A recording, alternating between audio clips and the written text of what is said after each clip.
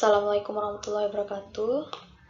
Baiklah, kami dari kelompok 2 akan mempresentasikan tugas kami, yaitunya mengenai filsafat sejarah dari Ibnu Khaldun. Tugas ini untuk memenuhi tugas dari mata kuliah filsafat sejarah. Kami anggota kelompok 2 beranggotakan 7 orang. Yang pertama Andri Julianda, kemudian ada Febriani, Mutia Delima, Resti Wulandari, Fauzan, Darmansyah, dan Rizky Okta Guswendra.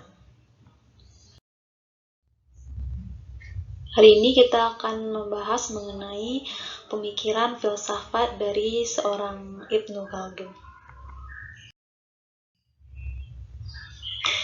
Ibnu Khaldun merupakan seorang filsuf yang hidup pada abad ke-14. Dia seorang yang sangat luar biasa. Dia digelari dengan bapak filsafat sejarah, bapak ekonomi, bapak sosiologi, dan lainnya. Bernama Wali Aldin Abdurrahman bin Muhammad bin Hasan bin Jabin bin Ibnu Muhammad bin Ibrahim Abdurrahman bin Khaldun, atau kemudian banyak dikenal sebagai Ibnu Khaldun. Lahir di Tunisia pada tanggal 27 Mai 1332 Masehi atau sama dengan 1 Ramadan 732 Hijriah. Berasal dari keluarga Hadraman yang kemudian ia berimigrasi ke Seville yang kemudian dikenal dengan Spanyol pada abad ke-8 dan sampai akhirnya hijrah dan menetap di Tunisia. Sejak kecil Ibnu Khaldun terlibat aktif dalam kegiatan intelektual. Hal ini kemudian membuat ia memiliki kecerdasan yang sangat gemerlap. Hingga banyak yang mengatakan bahwa Ibnu Khaldun adalah seorang yang ensiklopedis atau kamus berjalan. Tidak itu saja, pada umur 7 tahun dia telah bisa menghafal satu Al-Quran atau sebanyak 30 juz. Pada usia 20 tahun, ia telah menjadi sekretaris Sultan Abu Inan di Fez atau Maroko. Setelah itu, menjadi seorang Perdana Menteri dari Sultan Bouygues, sekarang disebut dengan Aljazair. Dan kemudian tahun 1366 Masehi dia pindah ke Konstantinopel dan diangkat menjadi seorang pembantu raja. Dan hingga akhirnya ia meninggal di Mesir pada 406 atau pada tahun 808 Hijriah. Jika berbicara tentang Ibnu Khaldun, tidak lengkap rasanya jika tidak membahas karya-karya yang fenomenal yang telah diciptakannya semasa hidupnya. Ini ada beberapa karya yang sangat fenomenal sampai saat sekarang ini masih dibahas kemudian dipelajari oleh para ilmuwan. Yang pertama ada Al-Ya'bar, sebuah kitab yang berisikan rekaman asal-usul dan peristiwa hari-hari bangsa Arab. Kemudian juga berisi tentang bangsa barbar dan orang yang sejaman dengan mereka yang memiliki kekuasaan. Kemudian Al-Muqaddimah, kemudian Al-Tarif autobiografi, ada Syifa Al-Sa'il di Tahdzib Al-Masail, kemudian ada Lubab Al-Musahal fil Ulul Ad-Din. Selanjutnya, kemudian kita akan berbicara mengenai konsep pemikiran filsafat sejarah Ibnu Khaldun. Kata kunci konsepsi Ibnu Khaldun tentang filsafat sejarah adalah ibrar, yang berarti contoh atau pelajaran moral yang berguna. Kemudian kata ini oleh kelompok sufi kemudian digunakan sebagai alat untuk mengembangkan dunia batin mereka. Secara terminologis, ibrar dalam pengertian bahasa Semit berarti melampaui, melalui, menyeberang, atau melanggar perbatasan. Kemudian dalam pemikirannya, konsep yang dilahirkan oleh Ibnu Khaldun kemudian adalah ada asabiyah atau kohesi sosial.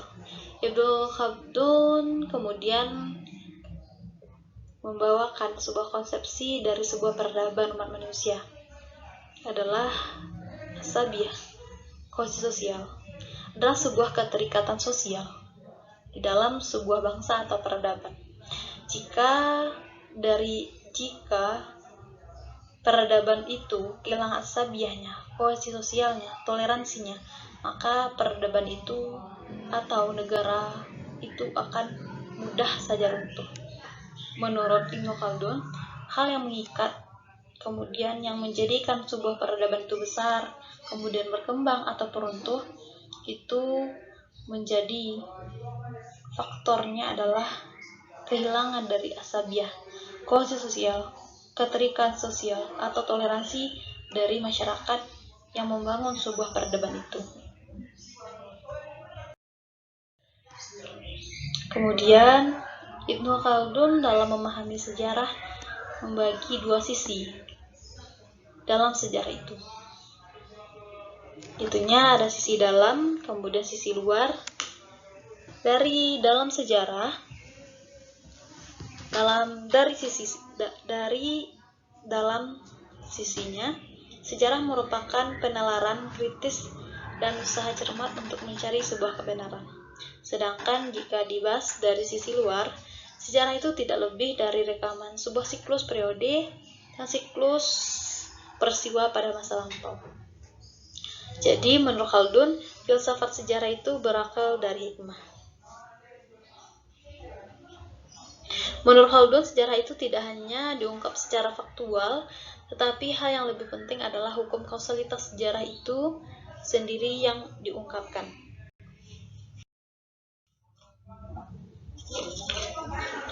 Dari konsepsi filsafat sejarah tersebut, Ibnu Khaldun mencoba memahami sebuah peristiwa sejarah tidak hanya dari sekedar rentetan perjalanan peradaban itu muncul atau berkembang dan akhirnya runtuh, melainkan ia melihat faktor-faktor yang menyebabkan semua itu terjadi dan akhirnya melahirkan sebuah pertanyaan-pertanyaan yang kemudian memberikan jawaban-jawaban dari pertanyaan tersebut.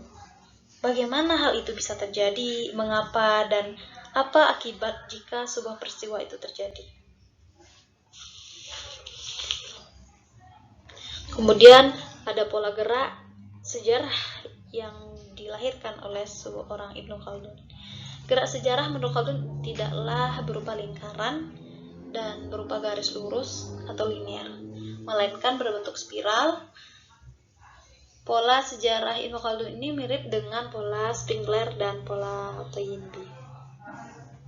Kemudian ia mengungkapkan bahwa teori kebudayaan itu bersifat siklus, sehingga Khaldun beranggapan bahwa dalam sejarah manusia itu pola berlaku adalah siklus. Pola atau disebut juga bisa dikatakan spiral. Pola spiral ini merupakan integrasi dari pola siklus dan pola linear. Menurut konsepsi ini, pola sejarah di samping menunjukkan pengulangan, tapi juga terus bergerak maju, tidak berputar di tempat. Di sini, doktrin kesinambungan dan perubahan bergabung menjadi satu dalam pola tersebut. Dengan kata lain, menurut konsepsi ini, umat manusia cukup kreatif dalam menciptakan hal-hal yang ada dalam perjalanan sejarah. Dalam teori siklus ini, ia membawakan Ibnu Khaldun kemudian membawakan ke dalam sebuah peradaban kebudayaan manusia. Menurutnya, suatu negeri atau kebudayaan timbul dan tenggelam dalam runtutan yang sama. Ibarat tanaman itu kemudian tumbuh, berkembang, tua, dan akhirnya mati. Seperti itu selalu siklus yang terjadi. Dan kemudian tumbuh lagi peradaban baru yang menggantikan peradaban lama yang telah mati. Hingga kemudian melahirkan sebuah pepatah. Itunya pepatah sejarah terulang kembali. Kemudian tujuan akhir dari sejarah ini menurut Ibnu Khaldun adalah yang pertama, untuk membantu penguasa atau siapapun dalam pembuatan kebijakan dan pengambilan keputusan. Kemudian membantu filsafat politik dalam mengatur kota, atau dalam bahasa Ibnu Khaldun adalah tadbir al-Madinah, atau dalam pengaturan masalah-masalah politik. Menurut Khaldun, itulah tujuan dari mempelajari sejarah. Jika kita melihat bagaimana kehidupan Ibnu Khaldun merupakan seorang filsuf yang hidup pada abad ke-14. Ia kemudian yang menjadi saksi bagaimana orang Islam itu terpecah-pecah menurut mazhab-mazhab yang mereka pakai. Dan pada masa itu politik Islam sangat bergejolak.